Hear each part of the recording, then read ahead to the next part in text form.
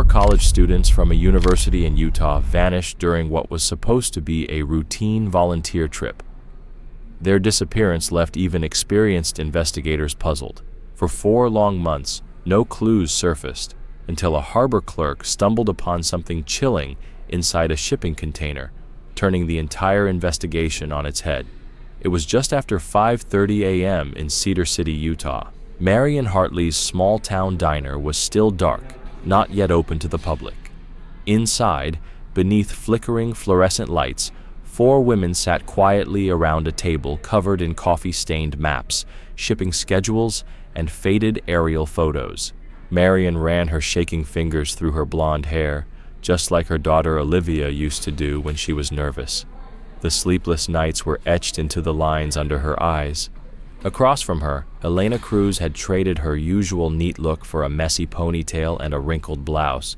Next to her sat Natalie Dawson, absent-mindedly spinning her wedding ring as she stared down at scattered photos. The fourth woman, Danica White, appeared the calmest, but the worry in her eyes told a different story. Their daughters, Olivia Hartley, Jasmine Cruz, Claire Dawson, and Sophia White, had been inseparable since high school. They attended Southern Utah University together, sharing dorm rooms, lectures, and dreams for the future. Now, they shared something much darker. All 4 had gone missing. FBI agent Philip Carter spoke softly but firmly. "Mrs. Hartley, I know how painful this is, but I want you to know we're chasing every angle." His partner, Agent Rebecca Thompson, gave a sympathetic nod. "The hard truth is, we haven't found anything. Not in Utah, not at any border, not even in Texas where they were last seen. The trail just stops." Marion's voice cracked. "It's been 4 months. 4 months since they took that detour to Texas." The trip had started as an environmental volunteer assignment at the Oregon Dunes, but Olivia had received a tip from a marine biology contact about a secluded Texas beach known for sea turtle nesting. The girls had planned to stop there first, then head to Oregon, but they never arrived. "We've already interviewed everyone tied to the Oregon project," Agent Thompson continued. "We've searched the Texas coast, checked hotel logs, rental cars, gas stations, even traffic footage." Danica's voice was low but firm. "What about their phones?"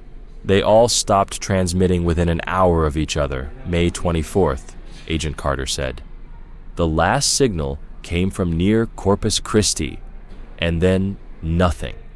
From the kitchen, the sounds of breakfast prep echoed faintly. Knives on cutting boards, the hiss of early morning coffee. On the walls surrounding them, dozens of missing persons flyers stared back like silent reminders of what was at stake. Then, Agent Carter's phone rang. He stepped away, and the shift in his posture told them everything. Something was different.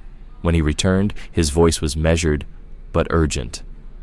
"We may have a development. The Coast Guard in Texas found a shipping container at the port of Brownsville.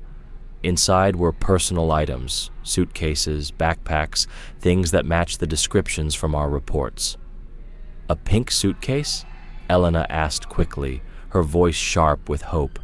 "Yes," Carter confirmed. "And several bags with identifying features that align with your daughter's belongings. The area is being secured now." Marion stood up. "We're going there." Agent Thompson nodded. "We'll make the arrangements. It's about a 3.5-hour flight." "I'm closing the diner today," Marion said firmly. The fatigue had vanished from her face, replaced now with something else: purpose. Within the hour, the women had packed overnight bags, uncertain what they might find, but certain they had to go. Agent Carter coordinated with both local police and the FBI office in Texas. By 7:30 a.m., the 4 mothers were boarding a small jet, accompanied by the agents. The flight was quiet. Each woman sat lost in her own thoughts, torn between cautious hope and the fear that whatever waited in Brownsville would change their lives forever. They touched down shortly after 11 a.m. Police vehicles were already waiting on the tarmac, ready to escort the group directly to the port. The convoy moved swiftly through the early morning streets of Brownsville, arriving at a scene that buzzed with tension. Coast Guard officers, port workers, local police, and shipping staff crowded around a large red shipping container that had just been unloaded from a freighter. Officer Curtis Prow from the Brownsville Police Department met them as they stepped out. "Agent Carter, Agent Thompson," he greeted with a firm nod, then turned to the four mothers. "Ladies, I wish we were meeting under better circumstances." He introduced them to Reuben Kim, a port clerk who nervously adjusted his glasses as he began to explain. "It was just a routine inspection. We run random checks for restricted cargo. One of the K9 units flagged this container. When I looked into it, I realized it wasn't even listed for transport. It shouldn't have been here at all." "What did you find inside?" Agent Carter asked. Reuben gestured toward the open doors. It looked like someone had been living inside. Mattresses on the floor, backpacks, suitcases, water bottles, food cans. The women moved in closer, their hearts pounding. Just beyond the doors, officers had laid out the items they'd recovered. A pink suitcase, 3 identical pink backpacks, a straw sun hat, a brown leather handbag. Further inside were thin, stained mattresses and signs of recent use.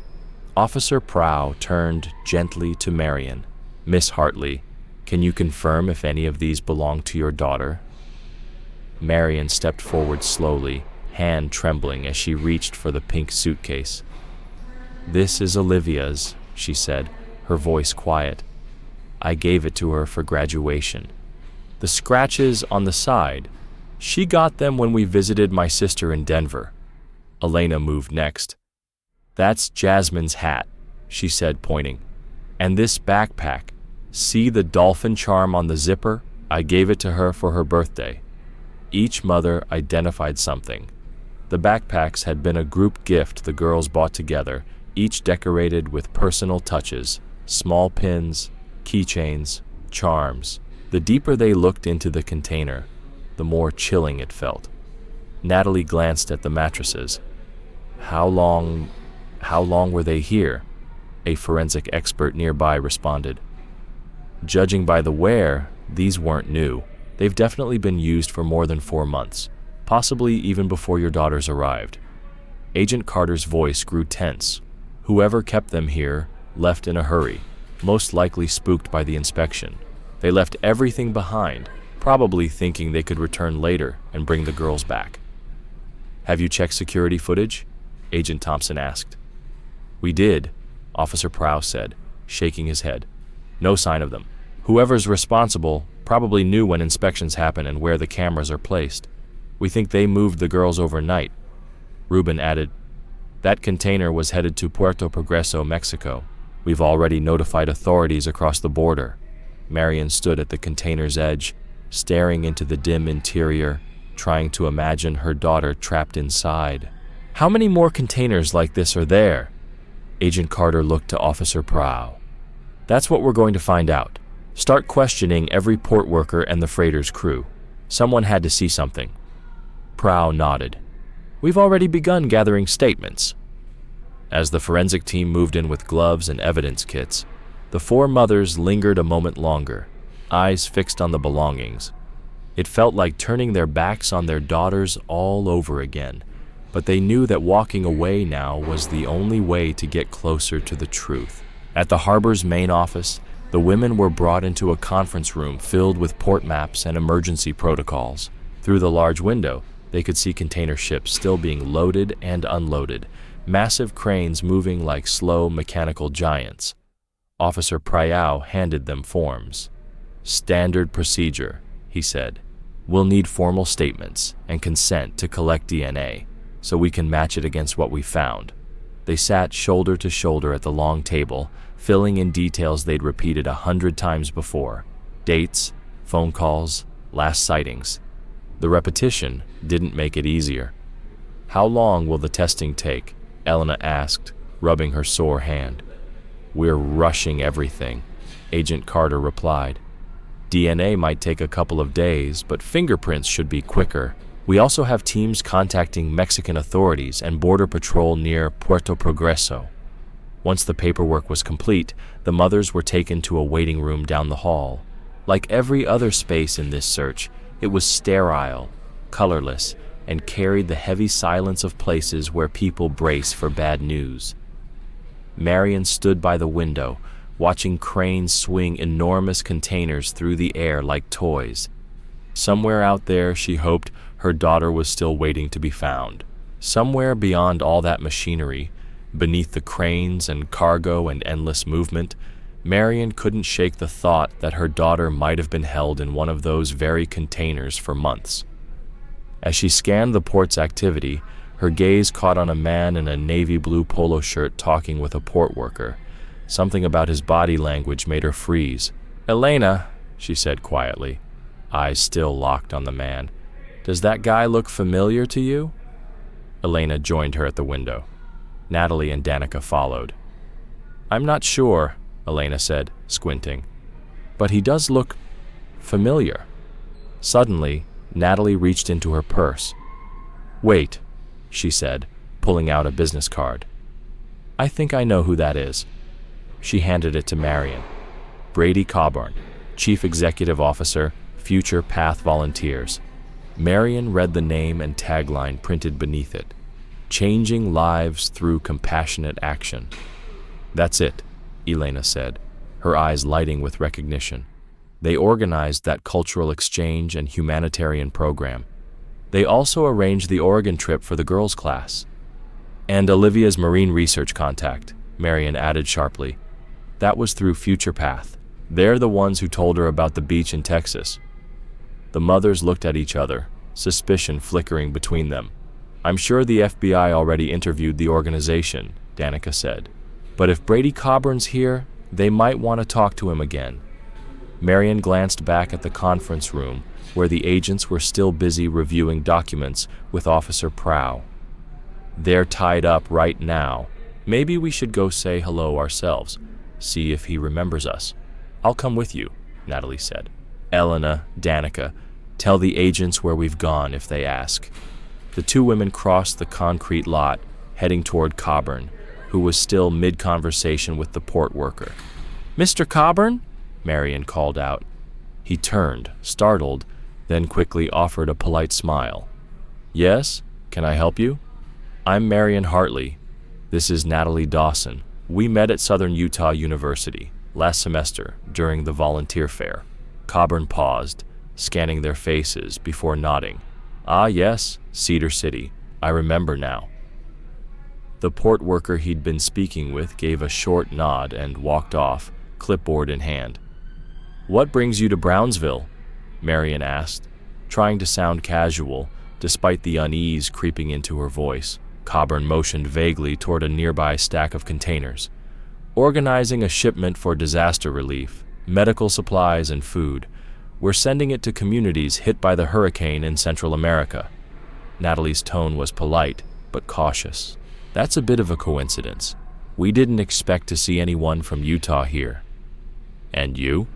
Coburn asked, eyes flicking between them. "I assume this isn't a vacation." Marion didn't flinch.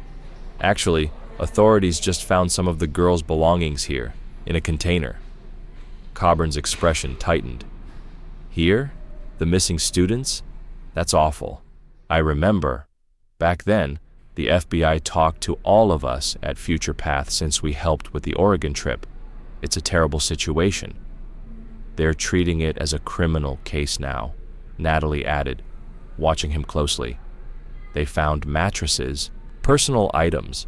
It looks like someone may have been holding them there." Coburn swallowed hard, his throat moving visibly. "That's horrifying. I hope they catch whoever's behind it." He glanced at his watch. "I should really get back. We're on a deadline with the shipment." "Of course," Marion said. "We won't keep you." "I really hope they find your daughters," Coburn said quickly, already turning away. "Take care." They watched him walk briskly across the port, his shoulders stiff, his pace quicker than before. "Did he seem nervous to you?" Marion asked quietly as they made their way back. "Absolutely," Natalie replied. "He barely looked at us, and he couldn't get away fast enough. Back in the waiting room, Elena and Danica were deep in discussion. "What happened?" Elena asked. "He was off," Marion replied, keeping her voice low. "Said he was here for relief work, but he looked incredibly uncomfortable when we mentioned the investigation." "You know," Elena said thoughtfully, "I remember thinking he was odd at that university event too. Barely spoke. Just stood there watching while his team handled everything." "Maybe he's just awkward," Danica offered. "Not everyone's great with people, especially in situations like this." "Maybe," Natalie said, but Future Path didn't ask a lot of questions back then either. The travel fees had always seemed reasonable, just basic transportation and lodging costs. On the surface, everything about Future Path volunteers had looked legitimate. Still, Marion kept her gaze fixed on the window, watching as Brady Coburn spoke urgently with the same port worker in sunglasses. "It's strange, isn't it?" she murmured. "A CEO handling shipping logistics in person?" Before anyone could answer, Agent Carter entered the waiting room with a lab technician. "Ladies," he said, "we're ready to collect DNA samples. Just a quick cheek swab." One by one, the women provided their samples, each one carefully labeled and sealed by the technician. After Marion's turn, she stepped forward. "Agent Carter, we just saw Brady Coburn. He's the CEO of Future Path. He's here at the port." Carter raised an eyebrow. "Coburn? Here in Brownsville?" "He said he was organizing disaster relief shipments," Natalie added. "But he got visibly uncomfortable when we brought up the container." Agent Carter took out his notebook. "We did a full background on Future Path already. Everything checked out. Paperwork, finances, permits. Coburn cooperated with all of it." "Still," Marion said, "maybe it's worth another conversation. It's a strange coincidence." "I'll look into it," Carter promised. He stepped out briefly, speaking with one of the port supervisors before returning. "Confirmed. Mr. Coburn's name is on the port logs. He's here on record, overseeing containers with relief supplies bound for Puerto Barrios, Guatemala. No ties to the container we discovered." The mothers exchanged glances. It didn't disprove anything, but without hard evidence, suspicion alone wouldn't go far. "So what happens now?" Elena asked. "We'll continue analyzing the evidence," Agent Carter replied. "But I recommend finding a place to stay nearby. This might take a few days." "We're not leaving," Marion said firmly. "We want to stay close in case anything develops." "Understood," Carter said. "Let me help. I'll arrange accommodations and a rental car so you're not stuck." Officer Curtis, who had just joined them, added, "You're welcome in town as long as needed. I'll make sure you have my direct line." Grateful, the mothers followed Agent Carter out into the blazing Texas sun. A patrol car was already waiting to take them to a hotel near the port. They were checked into adjacent rooms, close enough to feel like they weren't facing it alone. "Get yourselves settled," Carter advised. "Then we'll get you a rental so you can move around freely." An hour later, the group met again in the hotel lobby, their exhaustion visible despite fresh clothes and a splash of water. Carter led them to another patrol car. "There's a rental agency just a few minutes from here," he said. "I'll put it under my credentials. Easier that way." The agency was a modest, family-run shop tucked behind a row of commercial buildings. A faded sign overhead read GF Coast Auto Rentals. Inside, a man with salt and pepper hair greeted them from behind a cluttered counter. "Welcome to GF Coast. I'm Mike Fletcher, the owner. What can I help you with?" Agent Carter flashed his badge. "We're looking for a mid-size vehicle, probably for a few days." Mike nodded and tapped at his computer. "I've got a 2023 Camry available. Clean, low mileage. Should be perfect for your needs."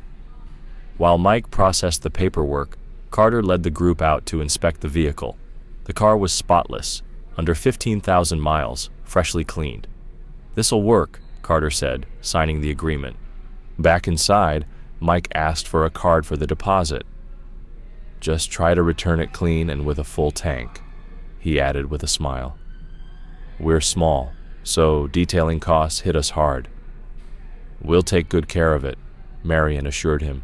Mike exhaled, leaning on the counter. I appreciate that. Can't say the same about a group from 6 months back.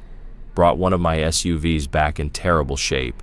Scratches, dents, sand everywhere. Didn't even refill the gas. What happened? Carter asked, his professional interest piqued. Bunch of young guys rented it during Memorial Day weekend, Mike said. It was the worst return I've had. Nearly $2,000 in damage, but they paid up without a word. No questions, just handed over the money. The women exchanged a glance, wordless but loaded with meaning. Memorial Day? Marion asked casually. That would have been late May, right? Exactly, Mike said. End of May. I remember because we were short on cars that weekend. Crazy busy. Natalie stepped closer. Would you mind showing us photos of the damage? We're just curious what kind of cleanup that required. Mike looked puzzled, but before he could ask why, Agent Carter smoothly stepped in. We're investigating a case, he said, and anything out of the ordinary from that weekend might be helpful. It might involve similar misuse of a vehicle. Anything you remember could be helpful, Agent Carter said. Realization crossed Mike's face. Oh, you're with the FBI. Sure. I took photos for the insurance claim. He grabbed his phone and started scrolling. Here we go.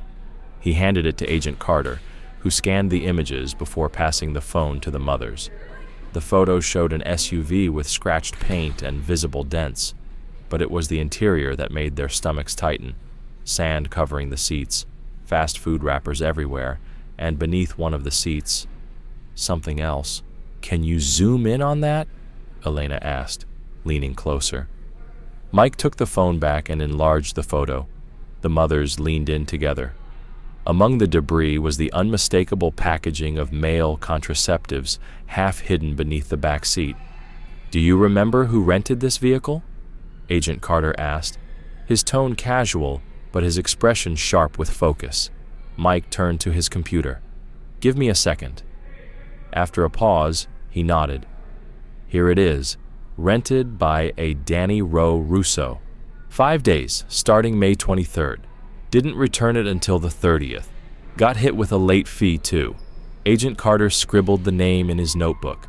The dates lined up almost exactly with the time the girls had vanished. Did Russo say anything when he brought it back? Carter asked. That's what was weird, Mike said, shaking his head. Most people at least try to explain. He didn't say a word, just handed over his credit card, signed the forms, and left. I never saw him again. Do you still have his information on file? Carter asked. Sure do, Mike said, turning the monitor so they could see. Driver's license, phone number, address, standard for every rental. Carter pulled out his phone. I'm going to call this in. As he stepped outside, the mothers gathered around the screen, their eyes fixed on the details. You think there's a connection? Mike asked quietly. We're not sure, Marion answered, honest but firm. But our daughters disappeared during that exact week. The car was rented then. The condition it came back in raises a lot of questions. They weren't even supposed to be in Brownsville, Natalie added. They were on their way to South Padre Island. Mike's face softened with understanding. Wait, the 4 girls from Utah? I saw that on the news. That was your daughters? Natalie nodded. Today, we found their belongings. In a shipping container here, at the port. Mike stared at them. God, you think this Danny Russo might have been involved? We don't know, Elena said. But the timing, the state of the car, it's hard to ignore, and the location lines up. Just then, Agent Carter returned, looking serious. I've notified the local police, he said. They're sending officers to examine the SUV. Even after 6 months, we might be able to retrieve trace evidence.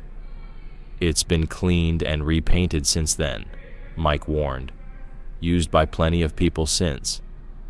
Modern forensics can still pick up biological material, Carter replied. It can linger in upholstery, even after deep cleaning.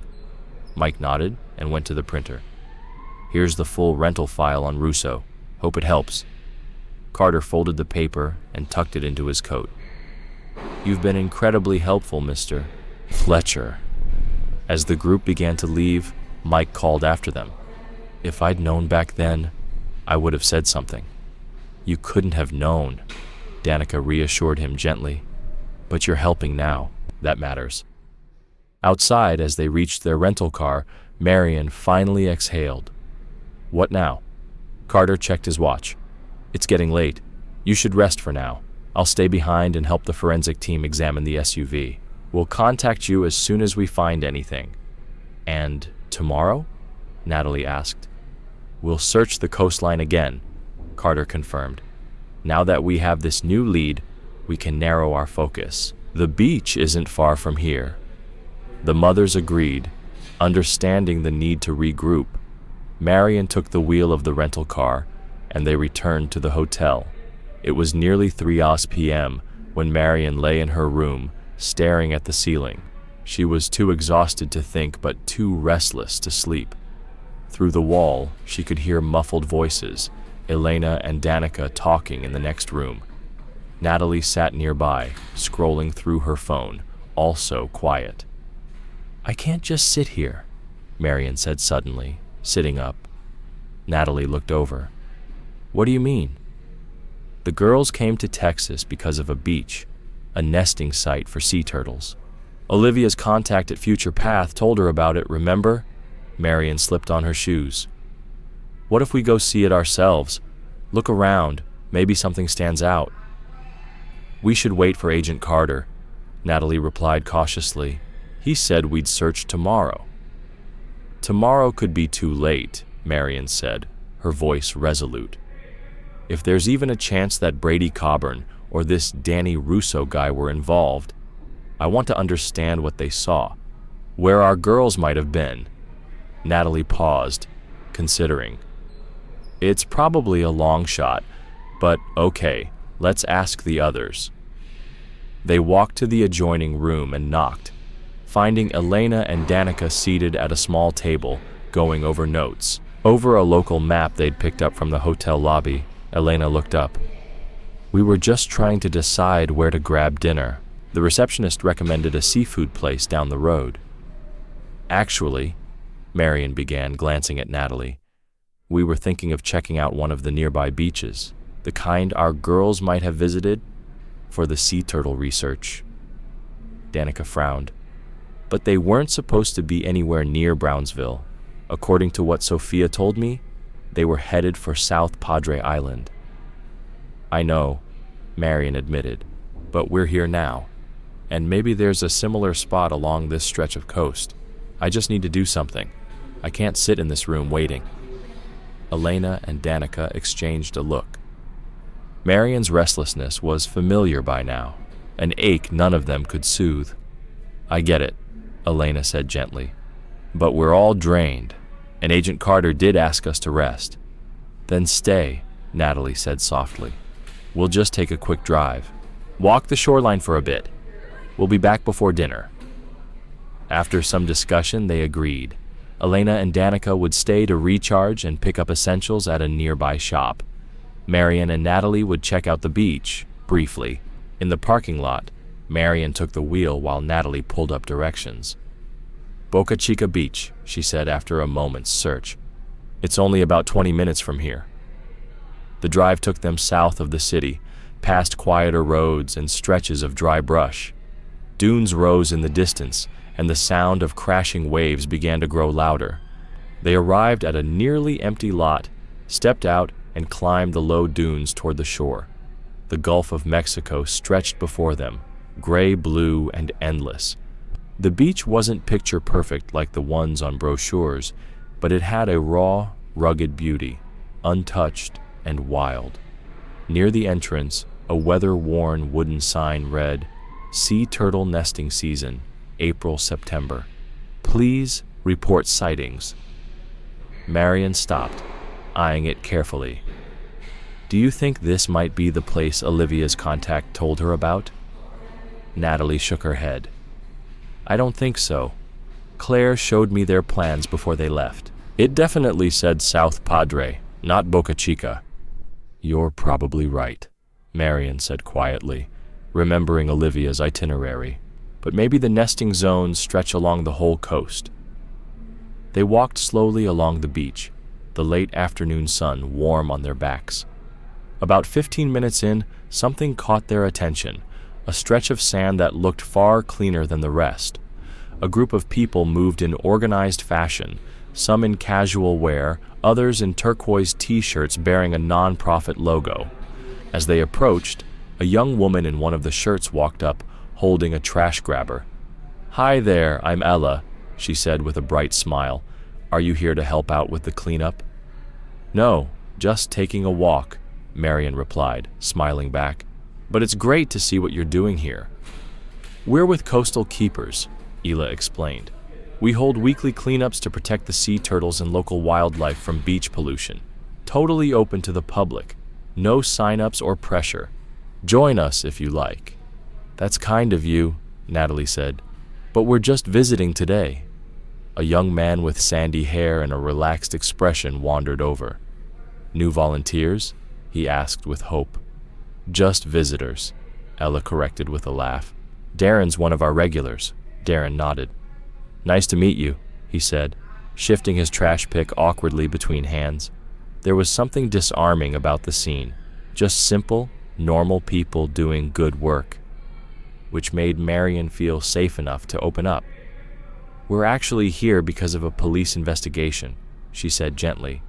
"Our daughters disappeared 6 months ago. Today, the police found something important." Ella's expression fell. "Oh, I'm so sorry." Darren stopped smiling. His entire posture changed, stiffening as he stared at the sand. He began poking at it repeatedly with his trash picker, saying nothing. "That's awful," he mumbled after a long pause. "I hope they find them." And just like that, he turned and walked off, quickly rejoining the others without looking back. Ella frowned, watching him. "Don't take it personally. Darren gets quiet with heavy stuff. He's not the best with emotional topics, but he means well. We're all hoping your daughters are found." Trying to shift the energy, Marion glanced around. "Has this area always had this much trash?" Ela sighed. "It's gotten worse in the last year. Boca Chica's remote. People come here looking for privacy. We find illegal bonfires all the time, even though it's a protected nesting site." She motioned toward a large mesh bin filled with debris. Marion and Natalie stepped closer. Among the food wrappers and glass bottles were several familiar-looking items, identical to the ones seen in the rental car photos. Distinctive packaging. "The city posts a guard here during daylight," Ela continued. "But once the sun goes down, it's unmonitored. That's when most of the real damage happens." "Is this a regular thing?" Natalie asked, her tone calm but searching. "Not daily," Ella replied, "but yeah, several times a month. It's usually young people, college age mostly. If you walk far enough that way," she pointed south, "you'll hit the Rio Grande Channel and the old Baghdad Lighthouse. That's the Mexican border. Sometimes we find signs that people cross over just to party. It makes enforcement tricky." After a few more minutes of small talk, Ela politely excused herself and returned to the cleanup crew. Marion and Natalie continued down the beach, speaking in low voices. "Did you see those wrappers?" Natalie whispered. "Same brand as in the car photos."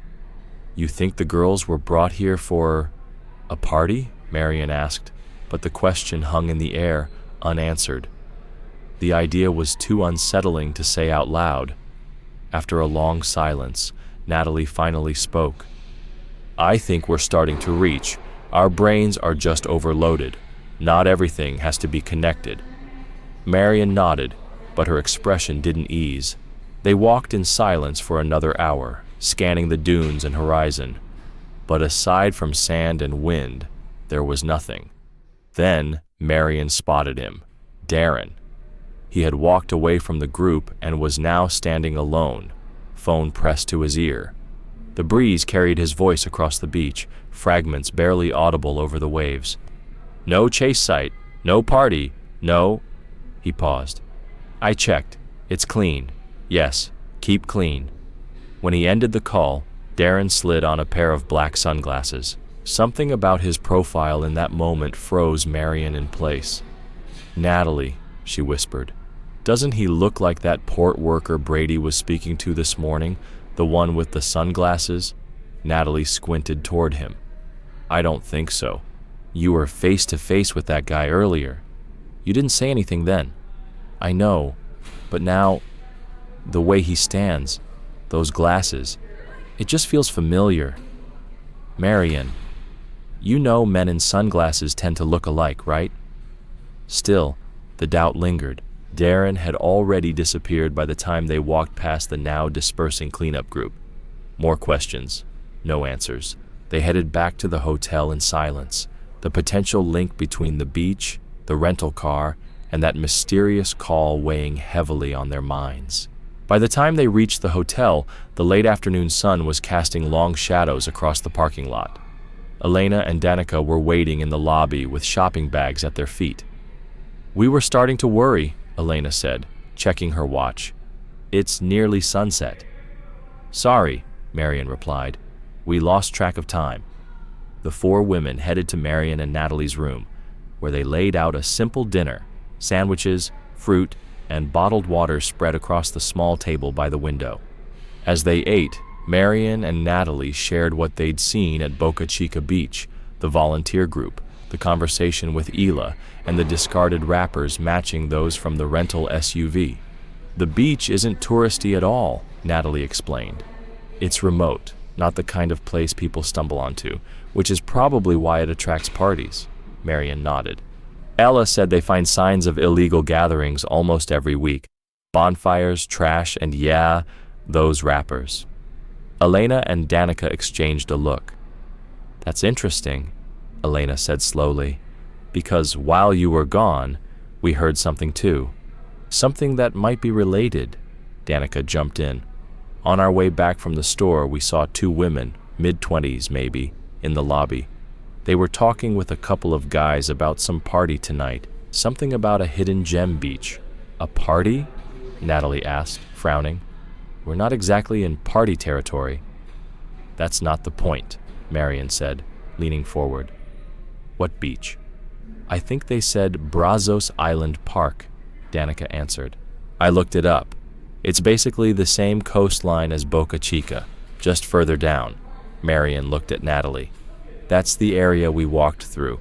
Remember when Hila pointed south? She mentioned the Rio Grande and the border.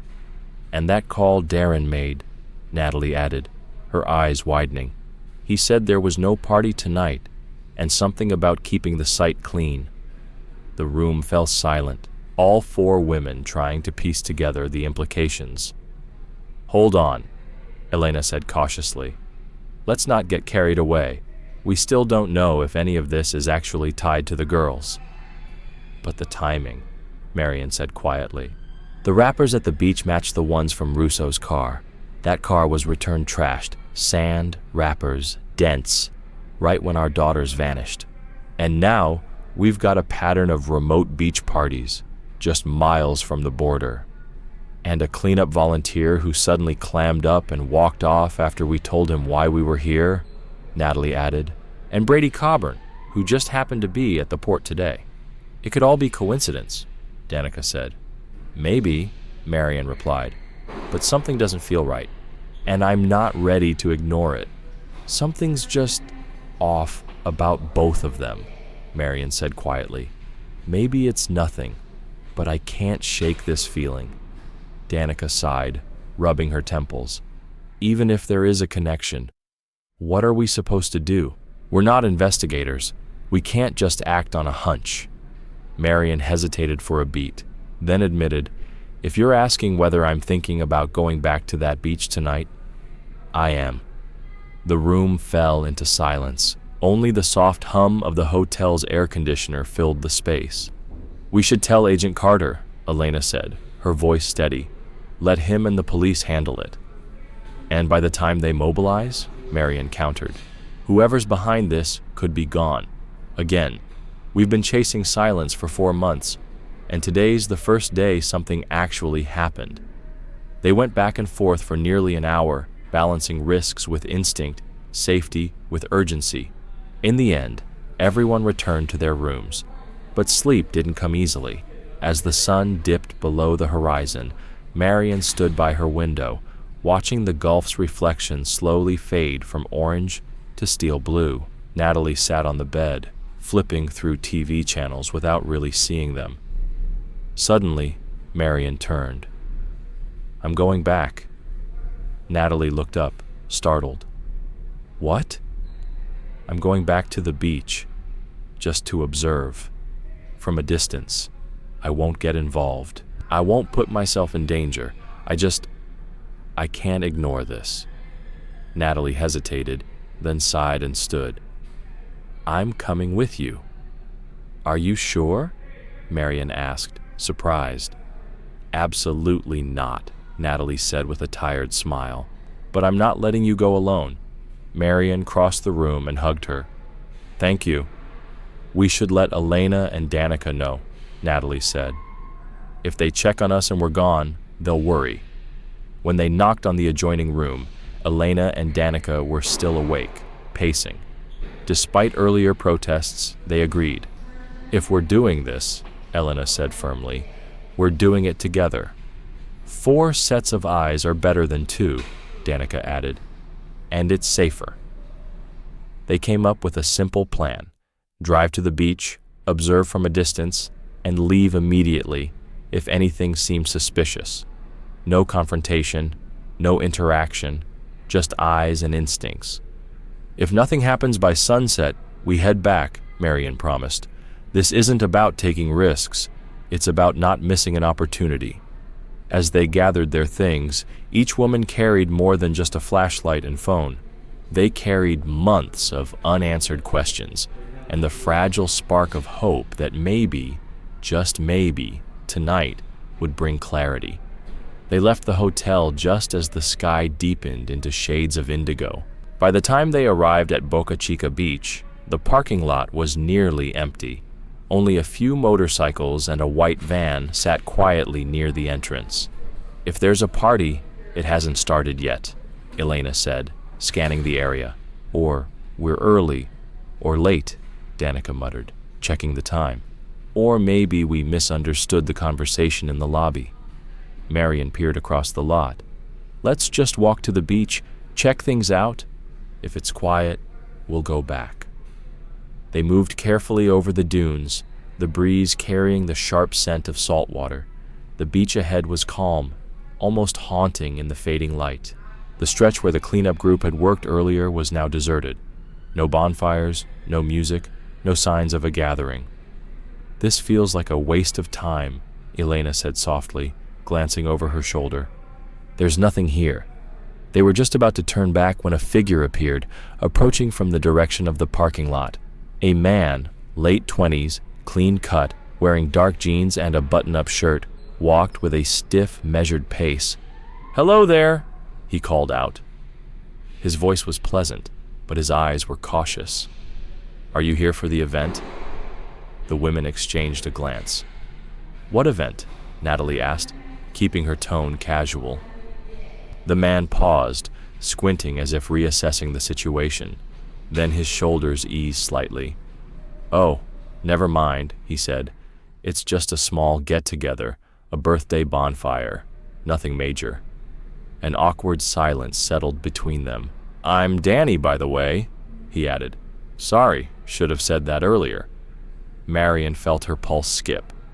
Danny, but she kept her face still. "Nice to meet you, Danny. We're just visiting. Thought we'd take in the sunset." Danny nodded, seemingly relieved. "It's nice out here at this hour, but it gets dark quick. There's not much lighting, so—" "We were just heading back," Danica said with a smile that didn't quite reach her eyes. "A little too dark for us." "Probably for the best," Danny replied, his voice softer now. "The beach can get disorienting after dark. You should head back to your vehicle while there's still some light." They thanked him, and began walking back toward the parking lot. But as they did, Marion couldn't help noticing how eager he seemed for them to leave. His manners were polite, but too polished, too rehearsed. Once they were far enough from him, Elena leaned in and whispered, "Did you see how relieved he looked when we said we weren't here for any event?" "And he didn't even explain what kind of gathering it was," Natalie added. "Just called it private and brushed it off." "You think he's the same Danny?" Danica asked. "Danny Rosso, the one who rented the SUV?" Marion frowned. Could be a coincidence. But the name, the timing, the location, it all lines up too perfectly. They climbed into their car, Marion once again at the wheel. She started the engine slowly, watching the beach entrance in her rearview mirror. "I have a bad feeling," she murmured. "I don't want to risk anything, but I also don't want to miss something important." They drove slowly through the lot, keeping their distance from the beach. Moments later, 2 more vehicles pulled in, a pickup truck and a dark sedan. 4 men got out, carrying coolers and what looked like camping gear. They headed toward the beach without speaking. "This doesn't feel like a birthday bonfire," Elena said under her breath. Danica, staring through the back window, suddenly gasped. "Marion, slow down." "What is it?" Marion asked, hovering her foot over the brake. "I think I just saw those 2 women from the hotel lobby," Danica said, her voice tight. But they weren't going to the beach. They were coming from it, and they were being led, not walking freely, almost like they were being pushed, toward that white van. Before anyone could respond, another car turned into the lot. Its headlights swept across their windshield. As it passed under the lone parking lot light, Marion's heart froze. "That's Darren," she said quietly. "The volunteer from earlier." And then Natalie's hand shot out, gripping Marion's arm. "That's Brady Coburn in the passenger seat." The pieces snapped together. Danny, here at the beach. Darren, who bore a striking resemblance to the port worker they'd seen earlier, and now Brady, supposedly a respected humanitarian figure, pulling into the same remote, unlit beach at night. Everything converged. The girls had vanished after being invited to a party. A vehicle returned covered in sand and debris. A shipping container found at the port filled with mattresses and their daughter's belongings. And now, this. "We need to call Agent Carter," Natalie said, already dialing. Marion didn't wait. She eased the car out of the lot and back toward the main road, pulling over at a safe distance with a clear view of the beach entrance. While Natalie spoke urgently with the FBI agent, Marion kept her eyes on the road and on the tail lights of the van and Brady's car as they pulled out and drove north. When Natalie ended the call, her expression was grim. "Carter says what we did was dangerous. He's sending local police right now, but he wants us to return to the hotel, immediately." Marion gripped the steering wheel, eyes locked on the disappearing vehicles. "If we leave now, we lose them." "This isn't our job," Elena said. "You heard what Carter said. Stay in populated areas. Don't follow people who could be dangerous." Marion looked at the 3 women, her voice low but firm. "I understand if you want to go back. I'll drop you off, but I have to see where they're going." The car went quiet. Then Danica spoke. "We stay together, but promise us, we follow from a distance. No reckless moves." Marion nodded. "I promise. Just long enough to see where they end up. Then we wait for the police." She turned the car back onto the road and followed the distant red glow of the van and sedan as they moved farther into the dark. The road curved inland, away from the beach, becoming quieter and more remote. Trees and scrubland replaced streetlights and sidewalks. The highway was empty, except for the 2 vehicles ahead, tail lights glowing like faint beacons in the night. "They're moving away from town," Elena noted, watching the GPS. "We're heading into more isolated areas." "Keep your phone ready," Marion told Natalie. "If we lose service, we turn back. No exceptions. For the next 20 minutes, They trailed the vehicles through dark stretches of coastal highway. No turns, no stops, just open road and nerves that wouldn't settle. Then, Danica leaned forward. They're slowing down. Up ahead, the white van and Brady's car pulled into a dimly lit gas station. The neon sign flickered. Lonier Fuel Stop. A tiny island of light in the middle of nowhere. The flickering lights above the fuel station cast a jittery glow over the cracked pavement. As they drove past, Marion didn't slow down. She made a clean U-turn at the next intersection and parked on the shoulder about 200 yards away. From here, they had a clear view of the station, but with enough distance to avoid being seen. "What are they doing?" Elena whispered, even though no one could possibly hear them at that range. They watched closely as Danny stepped out of the van and began pumping gas. A few moments later, Darren and Brady exited the dark sedan and headed into the small convenience store. Through the station's glass windows, they could see Danny eventually join them, leaning casually against the counter where a young cashier stood. Even from a distance, his posture told a story, relaxed, flirtatious. The animated hand gestures, the way the cashier tucked her hair behind her ear and laughed. "They don't seem the least bit rushed," Natalie noted, narrowing her eyes. "It's like they're not worried, like they don't realize someone's watching." "Because they don't," Danica said. "They think they're in the clear." After paying, the three men exited the store, but instead of jumping back into their cars, Danny walked to the back of the van and opened it. He pulled out something metallic and handed it to Brady. "License plates," Marion muttered, leaning forward. "They're changing the plates." "Those are Mexican plates," Natalie added, her voice tight. "They're preparing to cross the border." Elena was already pulling out her phone. "I'm calling Agent Carter. This is active criminal activity." But before she could dial, headlights lit up behind them. Another vehicle had pulled onto the shoulder. In the rearview mirror, Marion recognized the silhouette immediately. "It's the same unmarked car from the port," she said. Agent Carter and his partner stepped out, approaching cautiously. Natalie lowered her window as he reached them. "I told you to go back to the hotel," he said, his voice firm but not unkind. "This is dangerous. You're civilians." "They're switching to Mexican plates," Marion said quickly. "If we'd left when you told us to, you wouldn't have seen it." Agent Carter's jaw clenched as he looked toward the gas station. "We'll take it from here. Our backup's already en route. We'll follow them and find out where they're going." Danica leaned forward. "What about the women we saw?" They were being pushed toward the van. "We've got officers checking the beach right now," Carter replied. "But my priority is getting you all somewhere safe." They watched as Danny, Darren, and Brady finished replacing the plates and got back into their vehicles. "They're leaving," Marion said, reaching for the ignition again. Agent Carter placed a hand on her door.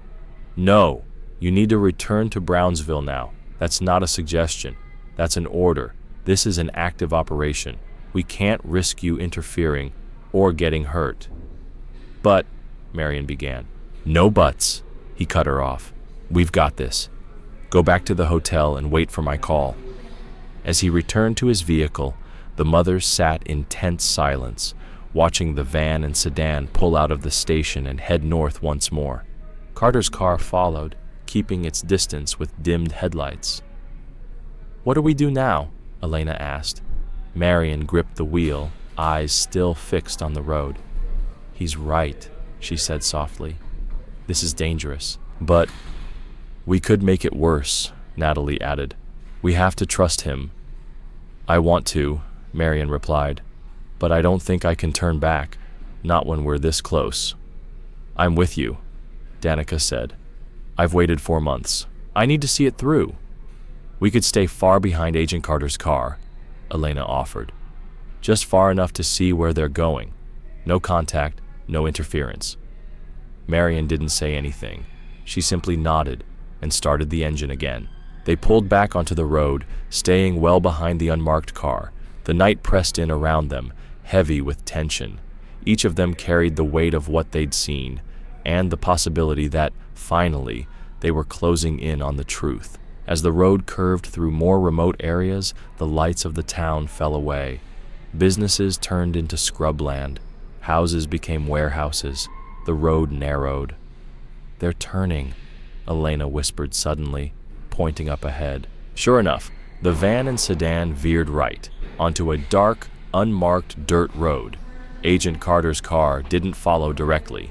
Instead, it continued straight, making a turn moments later onto a parallel access road, disappearing into the shadows. Marion followed his lead, headlights off, letting moonlight guide her through the side road. "Smart," Natalie murmured. "He's staying close, but out of sight." They slowed behind a low rise that offered cover, but kept a clear line of sight to the destination. There it was. About a quarter-mile away stood a decrepit warehouse. The structure loomed in the night, like a shadow with edges, its rusted metal siding barely visible under a single flickering security light. The van and sedan had pulled up to the loading dock, and someone was waiting. Through the windshield, the mothers watched as Agent Carter spoke quickly into his radio. Then he and his partner exited their vehicle, weapons drawn, taking up defensive positions behind natural cover near the road. Inside the rental car, tension turned to stillness as all four women focused on the warehouse up ahead. The loading dock doors groaned open, spilling pale yellow light onto the concrete slab outside. Several figures emerged, two of them pushing what looked like stretchers. "Those are people," Danica gasped, clutching Elena's arm. Even from this distance, the horrifying truth was clear. Young women, limbs bound, eyes covered, were being moved from inside the warehouse toward the white van.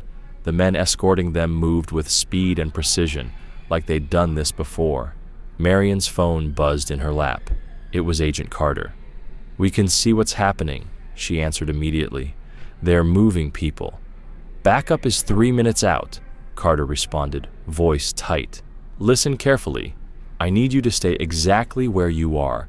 Do not approach. Do not let them see you. Is that clear?" "Crystal," Marion replied. Then something hit her. Wait. Back at the beach, Darren was on a call. He said something about no. Could that be where they're taking these girls?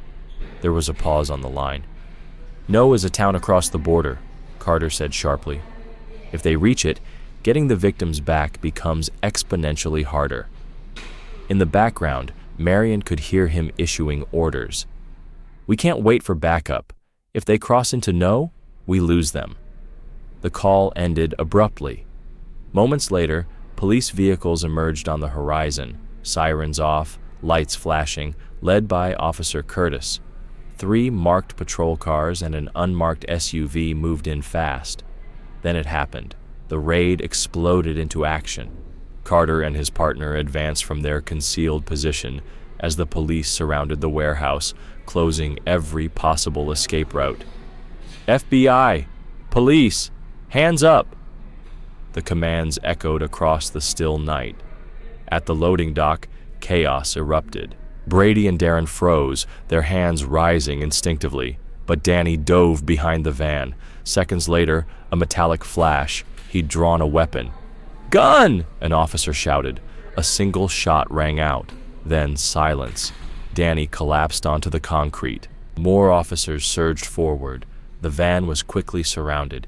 Inside, young women were being carefully pulled out, blindfolds removed, restraints cut.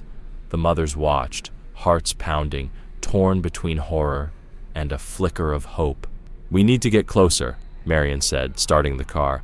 "Carter told us to stay put," Elena reminded her. "That was before the shooting," Marion countered.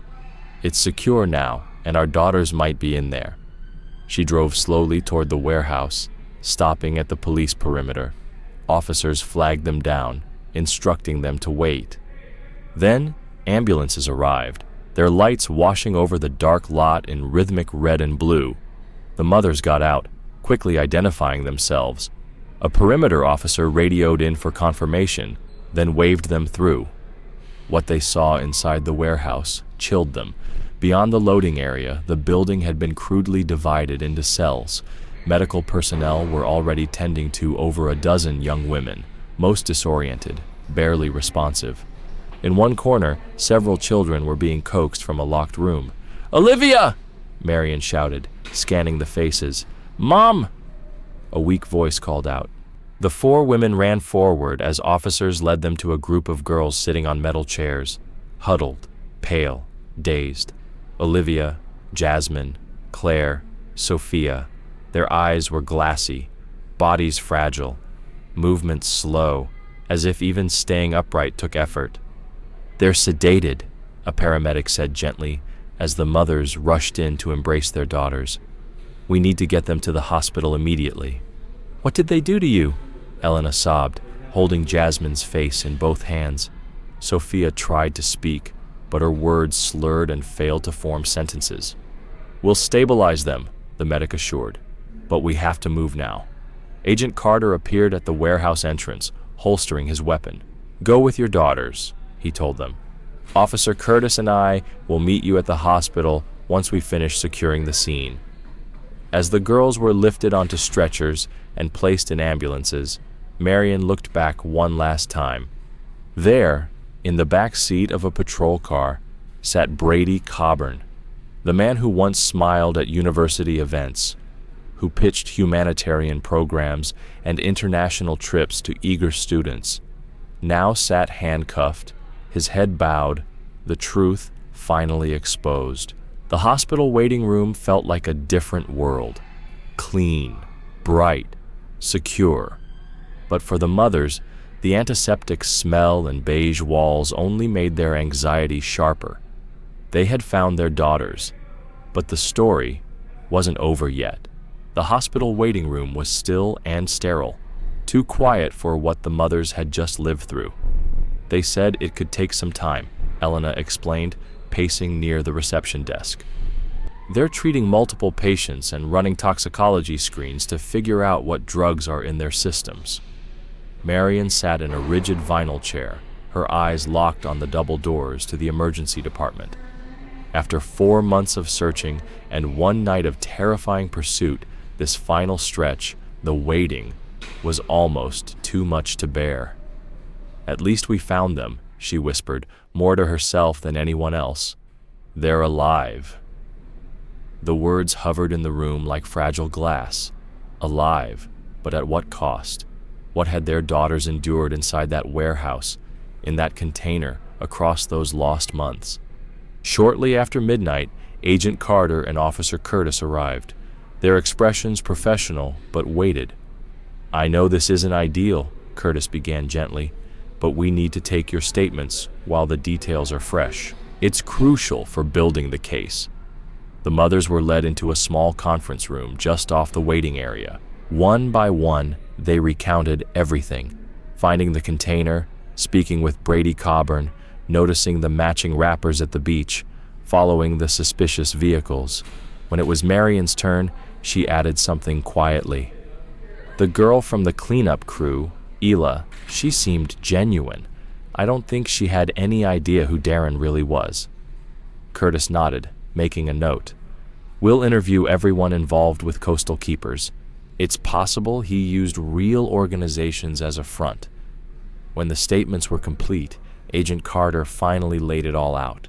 "Based on the initial interrogations and what we found at the warehouse, it's now clear Brady Coburn and his associates were operating a highly coordinated trafficking ring." He let that sink in before continuing. "They specifically targeted young women, lured through volunteer programs or travel opportunities. Once isolated, they were transported across the border into Mexico for exploitation." "Future Path was the perfect cover," Officer Curtis added. "It gave them access to college campuses across the country, including Southern Utah University. Those humanitarian trips were actually scouting missions." Natalie's hand went to her mouth. "They were targeting our daughters." Carter nodded grimly. "Brady identified them at the university event, the detour to Texas for sea turtle research, that was manufactured. It was meant to separate them from the main group headed to Oregon. Danica's voice trembled. And the container? What happened to them there? They were first held at a property near Corpus Christi, Carter said. But once your missing persons reports reached local authorities and patrols increased, they were moved to the shipping container at the port. Darren had secured a job there, Curtis added. That gave them inside access. They monitored the container, timed everything around scheduled inspections. But when K-9 units were about to sweep the area, they panicked. They had to move your daughters fast. That's why the belongings were left behind. Just then, a nurse entered the room. The doctors have finished their initial evaluations, she said. Your daughters are awake and asking for you. They're being transferred to rooms 315 and 316. The four mothers didn't wait for more information. They followed the nurse up to the third floor, where Olivia and Claire were settled in one room, Jasmine and Sophia in another.